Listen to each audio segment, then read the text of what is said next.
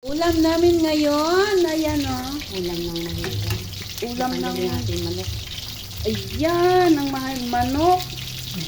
Ang tawag dito, ang tawag din yung puti. Labong. Labong, kamote. Sayote. Sayote wala. Kamote, tsaka okra, at saluyot. Saludo. Partnera na prito ng isda. Yan po. Yan pa. Tapos magluto kami mamaya ng bagoong alamang. Asan na yung ating bagoong alamang? Ayan o, binurong alamang.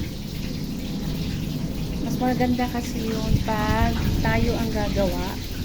Malinis. Yes. Ayan ay, pinatong ko lang yung kutsilyo. Sorry po. Ayan. Tapos magluluto. Kasi yung kamatis. Gulay lang. Ano kasi yan. Ang tawag dito isasala.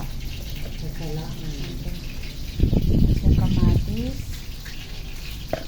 1 kilong alamang, 1 kilong kamatis. 1 kilong alamang. 1 kilong kamatis. 3 buong bawang. 3 buong sibuyas. Yan po. At yung resulta,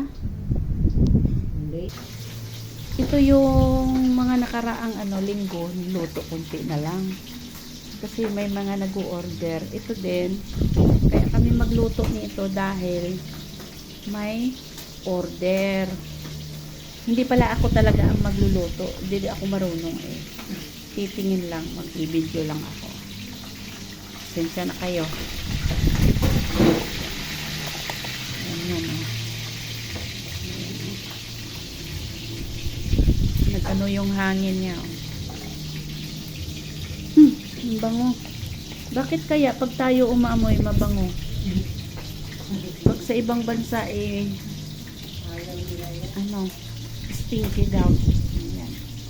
Kaya mamaya lulutuin namin yan. Singapore na eh. Makunwari yung amo ko na. Ayan lang. Aba, napakain. Oo. Yan talaga ang cook. Ayan. Assistant lang ako at saka tumitingin para matuto din ako. Pero di ko kaya gayahin yung ginagawa niya eh. Yan na yung laswa. Oh.